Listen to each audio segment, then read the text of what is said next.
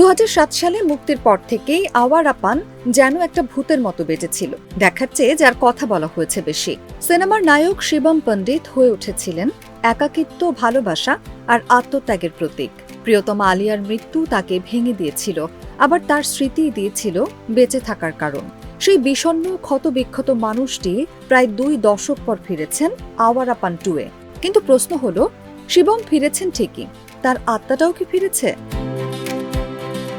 পরিচালক নিতিন কাক্কারের সিনেমায় প্রথম কিস্তির বহু বছর পর শিবমকে দেখা যায় ভারতের গ্রামাঞ্চলে নীরব জীবন কাটাতে।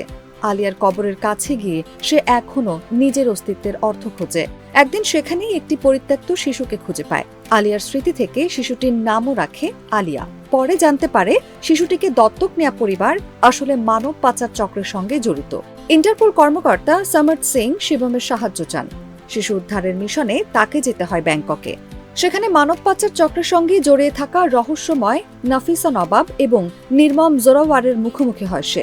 শিবমের কাছে মিশনটি তখন আর দায়িত্ব নয়, ব্যক্তিগত লড়াই। আমি আর আলিয়াকে মরতে দেব না। কিন্তু সমস্যা হলো, এখানেই সিনেমা শিবমকে নতুন করে আবিষ্কার করার সুযোগ হারায়। প্রথম আওয়ারা পানের শেষে তার আত্মত্যাগ চরিত্রটিকে যে প্রায় ঐশ্বরিক উচ্চতা দিয়েছিল, দ্বিতীয় কিস্তি সেটি দ্রুত পাশ কাটিয়ে যায়। ফলে শিবম ধীরে ধীরে একজন পূর্ণাঙ্গ মানুষ না থেকে নিজেরই পুরনো চরিত্রের পুনরাবৃত্তি হয়ে ওঠে। তার শরীরের পরিবর্তন অবশ্য চোখে পড়ার মতো।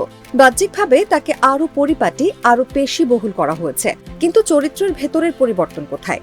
শিবমের পুনর্জীবনও দায়সারা ভঙ্গিতে ব্যাখ্যা করা হয়েছে। তার ব্যক্তিত্বে মৌলিক কোনো পরিবর্তন ঘটেনি। ফলে প্রথম সিনেমার যে চরিত্রটি দর্শকের হৃদয় জায়গা করে নিয়েছিল, তার প্রতি শ্রদ্ধা দেখানোর বদলে দ্বিতীয় কিস্তি অনেকটাই তাকে পুনরায় প্রদর্শনের উপর নির্ভর করেছে। অথচ ইমরান হাশমি এখনো দুর্দান্ত। তার মুখেই শিবমের পুরনো যন্ত্রণা ফিরে আসে। অ্যাকশনেও তিনি স্বচ্ছন্দ। ব্যাংককের চকচকে আবহ, উন্নত অ্যাকশন ও ক্যামেরার কাজ সিনেমাটিকে দেখার মতো করে তোলে। তো ফির আও গানটি নস্টালজিয়া জাগায়, আর তেরা মেরা রিশতা পুরানা এই গানটি এখনো হৃদয় দাগ কাটে।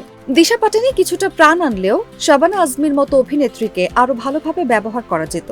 শাবানার মতো একজন শক্তিশালী অভিনেত্রীকেও সিনেমাটি অদ্ভুত এক চরিত্রের মধ্যে আটকে দিয়েছে। তাকে উর্দু সংলাপ বলতে বলতে অনেকটা ডাইনি সদৃশ্য সাজে হাজির করা হয়েছে। তিনি আরো ভালো কিছু পাওয়ার যোগ্য ছিলেন। সবশেষে আওয়ারা পান 2 হলো পুরনো এক আত্মাকে নতুন শরীরে ফিরিয়ে আনার চেষ্টা। শরীরটি এসেছে, ইমরানও এসেছেন, গানও এসেছে, কিন্তু প্রথম সিনেমার সেই আবেগের আত্মাটি যেন কোথাও ধাক্কা খেয়েছে। এবার প্রশ্নটা তাই অন্যরকম, উদ্ধারকর্তাকেই উদ্ধার করবে কে?